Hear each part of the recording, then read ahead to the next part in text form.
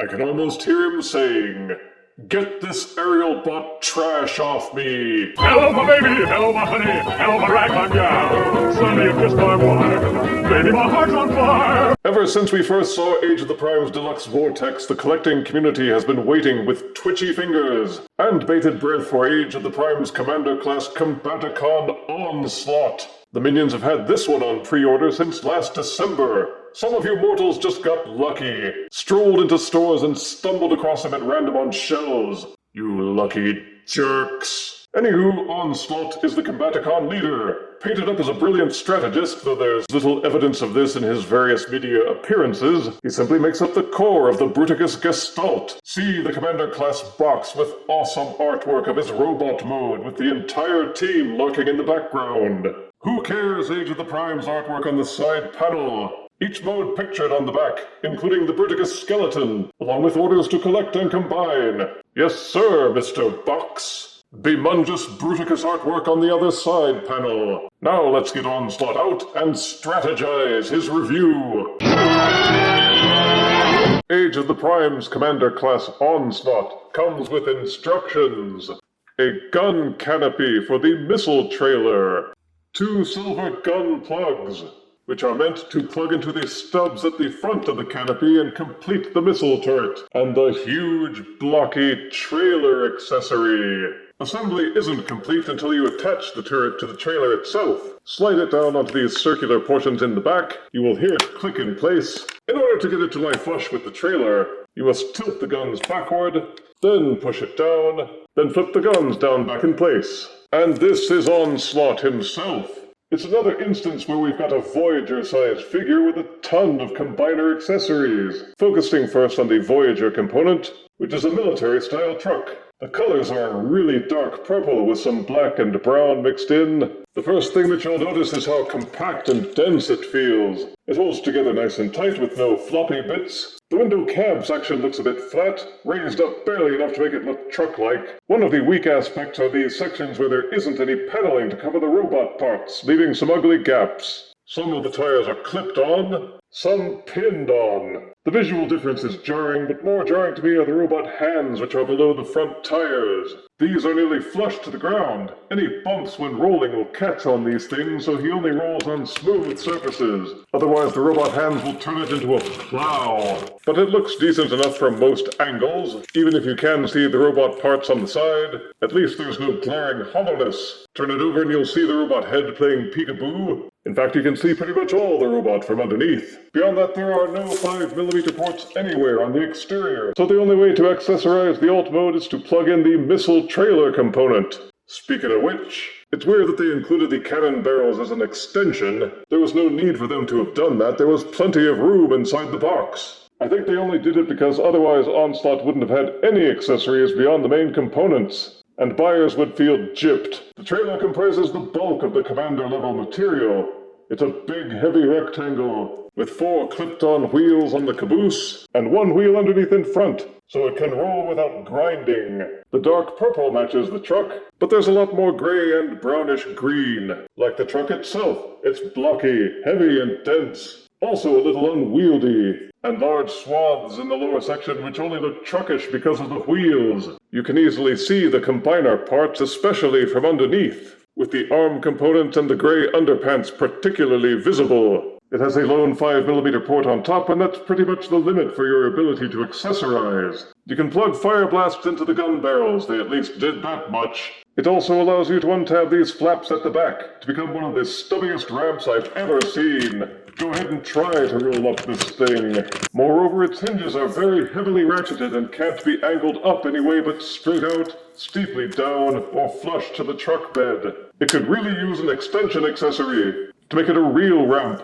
but it doesn't appear to have any ports that would fit anything that isn't custom 3D printed. The decals and the detailing are nice and clean, and there is a lot of sculpted detail, including the traditional diamond pattern texturing on the trailer bed. For play features, the missile turret can be rotated, and if you disengage the front, it can be tilted up and down, though this exposes the combiner material underneath. The trailer bed is large enough that you can plonk figures onto it to be carried around. And of course the trailer tabs into the truck component. Flip up this connecting tab underneath the guns. You'll see two slots at the back of the truck component. The connecting tab includes a swivel, so you can steer even with the trailer attached. And the other Combaticon figures look pretty darn good back there. All in all, the vehicle mode isn't very complicated. As with Legacy Motormaster, the trailer is a big plastic brick with wheels. And if that was it, then I would consider the figure to be unremarkable. But you have other options. To transform the truck mode into Onslaught the robot, first de-accessorize, or rather just disconnect the trailer. From the back of the truck, flip up the rear wheels. Looking underneath those wheels, you will see these green tabs. It's a subtle step, but they must be flipped and inverted. Untab these sections from the back, then the entire rear section of the truck. Unfold and straighten out to become the robot legs. Returning to these portions, they must be swiveled back into place. They will tab in here, oh yeah, and repeat for both sides. Then take those square sections and fold them down, and the heel spurs unfold from those. Separate the legs. You can pretty much see the robot already. Take the front portions of the truck.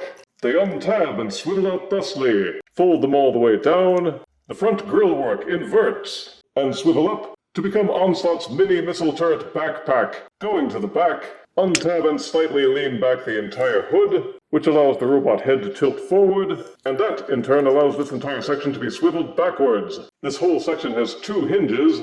You can see this accordion hinge set, and use these double hinges to fold the hood in on itself. You can get a peek of the Bruticus head back here. Underneath here are two tabs. Underneath here are two grooves. Those angle and peg together. Then you swivel this whole section back shut. Complete the backpack by going underneath. You will see this slot here. There's a tab underneath here. Those also peg together to hold the whole thing shut. Tab and peg the head back down. Rotate the shoulders so the wheels are facing up and back. Tilt the shoulders down. Rotate the front wheel section so that the headlights are pointed forward. Then rotate the arms so that the elbows are pointing forward.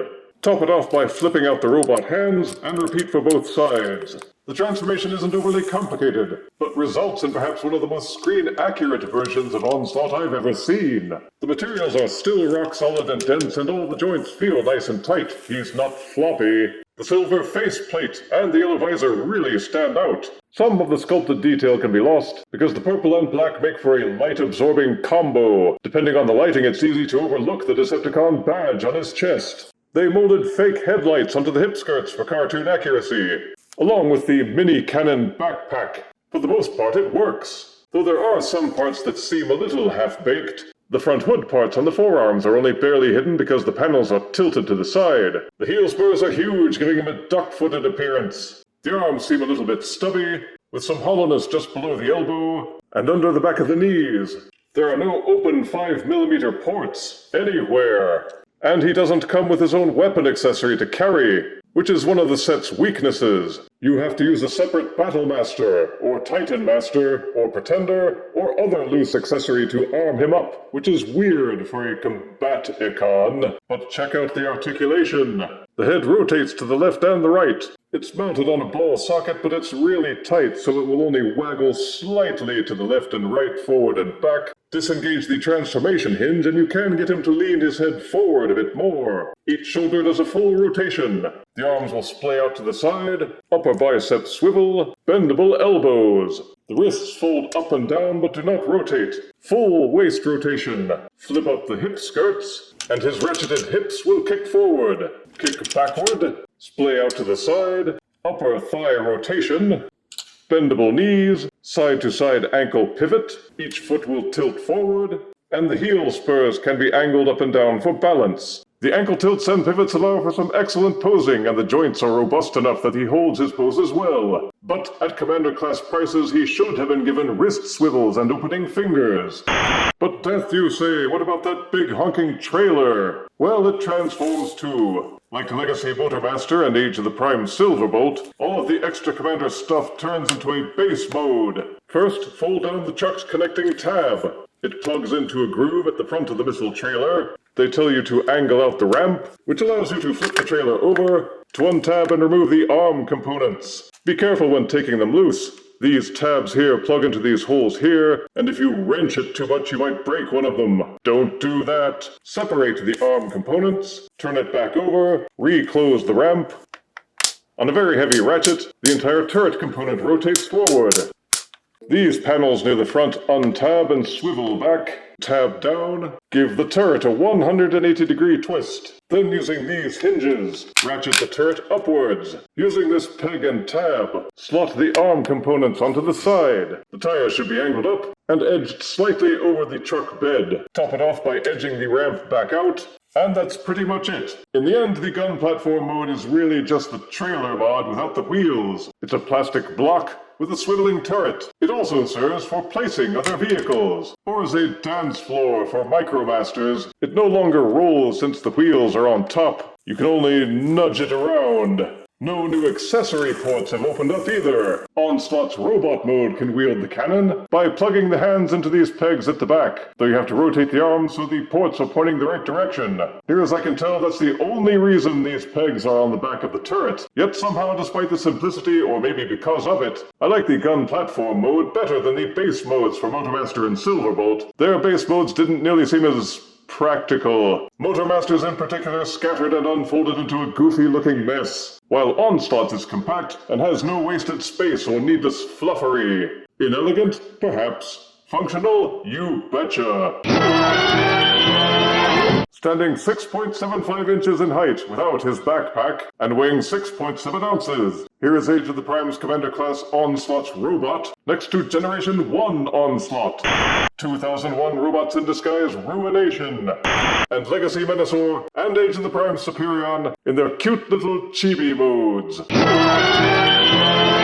Now I know you want me to review Bruticus, but he is not complete yet. Swindle is still pending general release. So we're just going to be showing you how to do the transformation into the Combiner skeleton, starting with the Onslaught robot himself. Flip back the robot hands, rotate the arms 180 degrees, untab and tilt the head forward. Untab this flap from underneath the backpack. This will release the backpack, allowing it to rotate backwards. The Combiner head has a separate hinge, which allows it to be folded up. Lowering the Onslaught head, give it a 180-degree twist so it's pointed backwards, then fold it down. The backpack then folds up. The Combiner head replaces Onslaught's head. You'll hear it click into place. Then just cinch the head down. The Combiner head won't fit inside Onslaught's body unless you lower the head crest. It folds up and down. Once it's unleashed, fold it up to complete his cool head.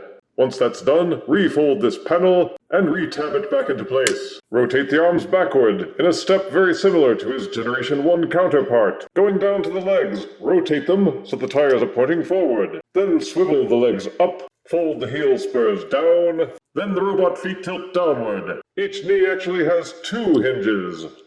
One here and one here. The hinges above the knees should be angled down. Untab the wheel panels and fold them out. Then using the hinge below the knee, rotate the shins upward. Folding and collapsing both hinges until they're inside the shins will give the components an angular appearance just like this. If you have angled everything correctly, the wheel panels will reclose. You'll see a tab here, a tab here. Keep folding the wheeled section up until those join together. You may need to do some finagling with the hinges, but they should lock together nice and tight. Ooh, but what about this thing? By comparison, not nearly so complicated. Pull off the arm components, set them aside for the time being, rotate the turret component down. Split apart the legs. Tilt the ram component down. Spudge out this panel if you have to. Then this section folds down. Flatten out the ramp section, and this becomes the heel spur. Rotate the thigh components 180 degrees. Do that, and you'll have a goofy-looking Gerwalk crotch cannon. Fold down the hip skirts. Fold up the cannon, fold up the turret, going inside to the Combiner chest components. Fold out the side wingadings. Fold out the chest panel, then take the Onslaught robot body component. There's a groove in here, and underneath the robot, a rather large slot. Make sure the turret's out of the way. Then the torso element and the skeleton push and tab together. You have to use a bit of force, but you should hear it click into place. You'll see tabs here, grooves here, Fold up the chest component until it tabs in. Inside you'll see a 5mm port, which corresponds with this peg on the turret cannon backpack. Those should push and tab together, but that's not the only thing that cinches the backpack in place. Here's a part where you have to be a little bit careful, because the tabs seem a bit delicate. On the inside of the backpack turret, and on the inside of the arm, are tabs and grooves, which join and push together to hold the whole thing in place. Fold the cannons back up, then here's a familiar scene. The arm components unfold the same way they do with Menasor and Superion. Untab the forearm. A dual set of hinges allow it to be extended and retabbed together. Rotate up the robot fist, then repeat the unfolding and retabbing process for the upper arm. Without the fist, of course. Then at the side of the Gestalt, the arm components slide down and tab right in. Oh yeah, and repeat for both sides. Once we have all the other figures, we will do a separate review. But in the meantime, check out the skeleton itself. Like all of Onslaught's other modes, the skeleton is dense and feels nicely compact, with no annoying looseness or flopping. The heel spurs allow it to balance well despite the overall bulk. Owing to the nature of the transformations, Bruticus has a dual set of back cannons. The small one for the Onslaught robot, and the big one for Bruticus. Age of the Prime's Bruticus leans hard toward the animation look, with the chest wings being just wide enough to cover him from shoulder to shoulder. The faction badge is set off nicely. The basic colors are still purple, blue, and silver with some military greenish brown. The bases of the feet are painted to match the figures which will eventually plug in, though they did not do the same for the arms. There's sculpted detail aplenty, and the star of the show is his gray, impassive head with awesome faceplate. Of all the combiners, Bruticus has always had the best head on his shoulders. And yes, the arm and leg components can be removed and swapped out with either Menasors or Superions, allowing owners to make unique hybrids. The Studio Series version of Voyager Shockwave does have a component which allows it to be plugged into the top of the Bruticus Combiner as a shoulder cannon. But those of you who already own Siege Leader Shockwave, it can be balanced on in just the same way, and for display purposes it looks exactly the same. If you've been on the fence about Commander Age of the Prime's Onslaught, then come on down. He carries on with the recent trend of the Combaticons having quality figures joining Brawl, Blastoff, and Vortex. Onslaught fits right in as their team leader, and I feel it's worth the price and the long wait.